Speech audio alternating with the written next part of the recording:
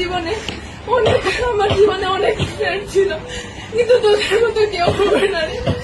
প্রতিটা মুহূর্তে আমি তোকে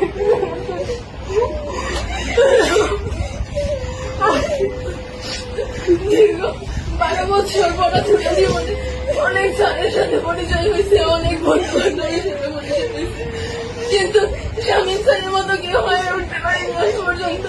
আর তোদের মতো ফ্রেন্ড আজ পর্যন্ত হয়ে উঠতে পারেনি। আমি ক্লাসের মধ্যে অনেক কথা কাউন্টার দিতাম, যাতে অনেকে বিরক্ত হতো। সবাই আমাকে ক্ষমা করে দিও।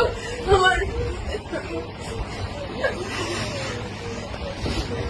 স্যার, আমি সবসময় আপনার থেকে সকল ধরনের সাপোর্ট পাই আসছি।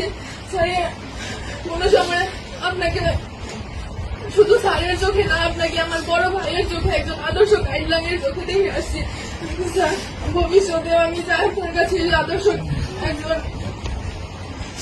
শিক্ষার্থী হয়ে ফুটে উঠতে চাই। আমি